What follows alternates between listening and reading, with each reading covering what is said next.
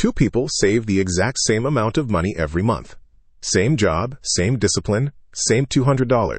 One of them ends up with more than twice as much as the other. Neither one picked better investments. Neither one got lucky. The only difference between them is when they started.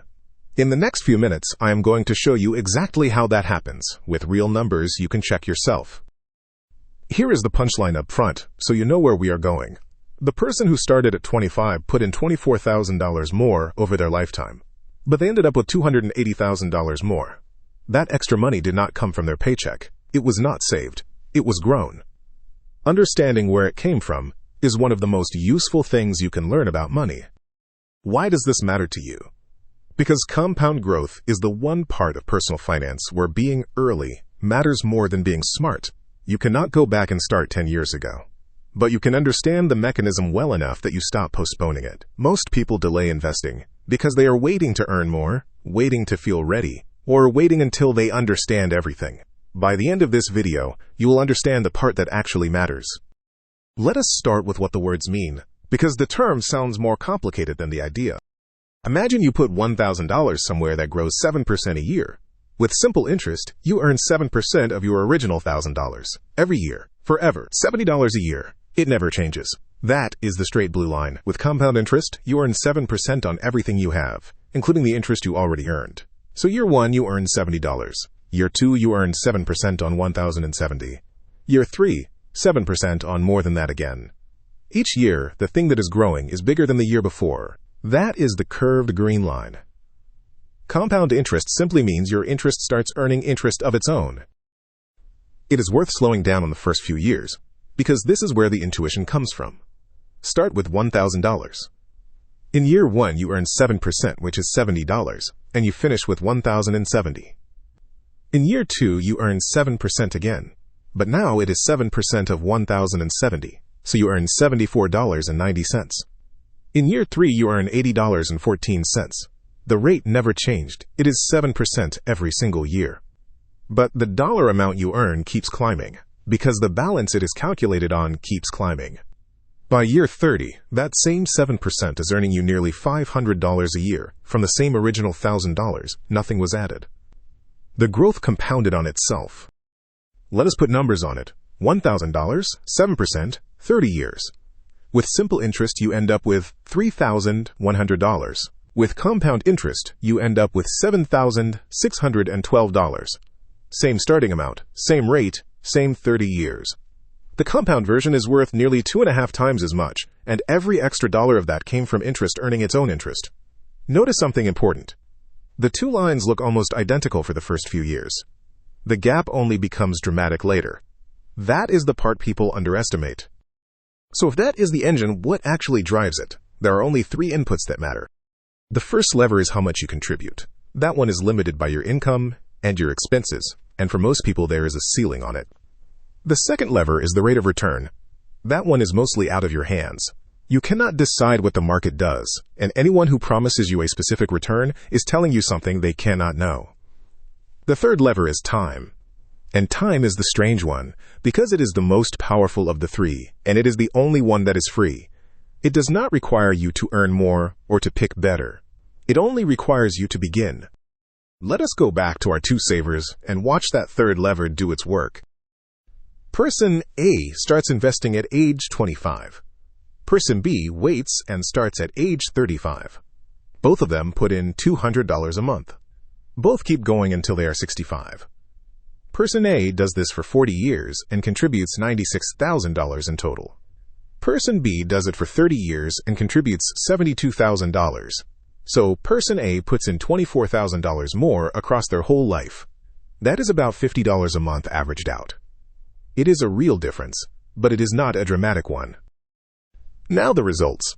Starting at 25, that $200 a month becomes about $525,000. Starting at 35, it becomes about $244,000. Starting at 45, about $104,000. Look at the shape of that. Waiting 10 years did not cost 10 years of savings. It cost more than half the final result. And waiting 20 years cost about 80% of it. The contributions went down a little. The outcome went down enormously. Here is the comparison that made me want to make this video. starting 10 years earlier, cost Person A $24,000 in extra contributions. It gained them $280,968 in extra ending balance. Every dollar of that first amount is money they earned and chose not to spend. The remaining $256,000 was not earned and not saved. It is what those early contributions turned into, because they had an extra 10 years to compound. The first dollars you invest are worth far more than the last dollars because they have the most time. There is a simple mental shortcut that makes this tangible. It is called the Rule of 72. Take the number 72 and divide it by your annual rate of return.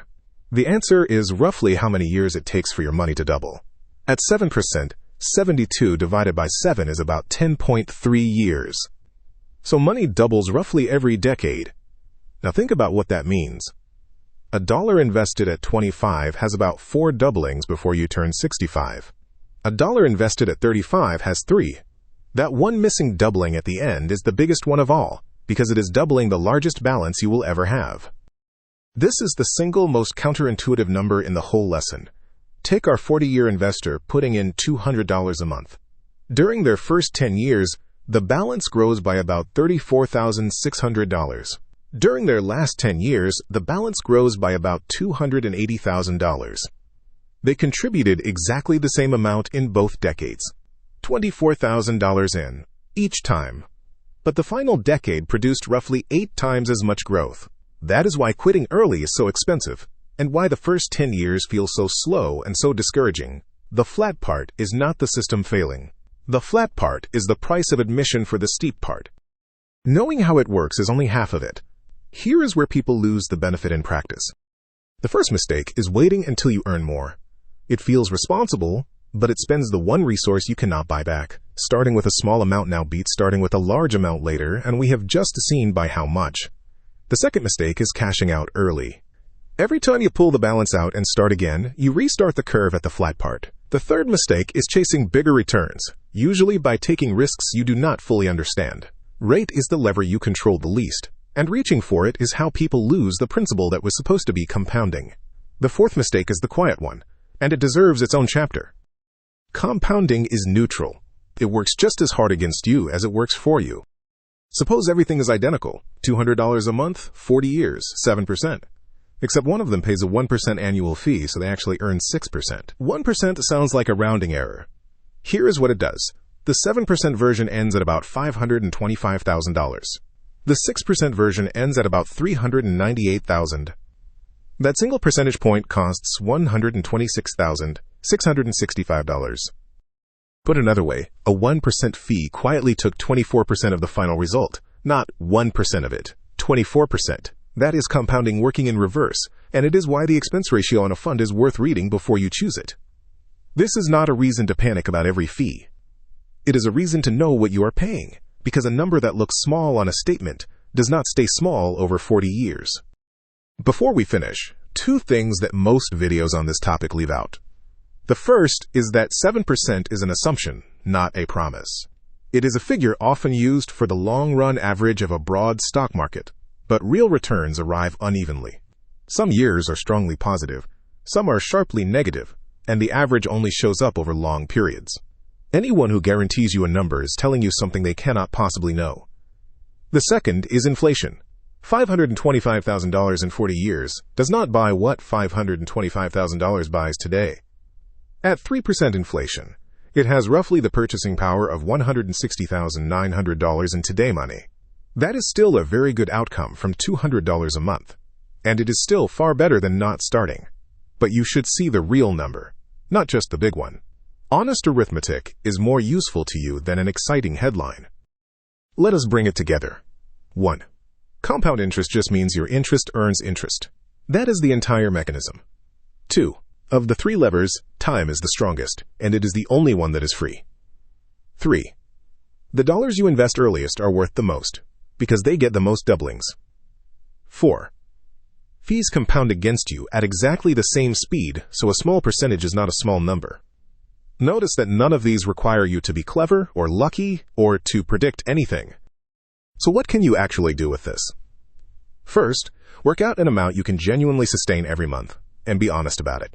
A small, consistent number beats an ambitious one you abandon. Second, automate it, so it happens without a decision each month. Third, look up what you are paying in fees on anything you already hold, because you just saw what 1% does over decades. And fourth, once it is running, leave it alone. The whole lesson of that curve is that the interesting part happens late, and only if you stay in it. I am not telling you what to buy, and nobody who does not know your situation should. This is the mechanism, not a recommendation. If there is one sentence to take away, it is this: you do not need to be perfect, and you do not need to be rich. You need to be early, consistent, and patient enough to let the arithmetic do its work. Everything in this video is educational only, and returns are never guaranteed. If it was useful, subscribe to BRN Finance for more simple, honest money lessons. Thanks for watching.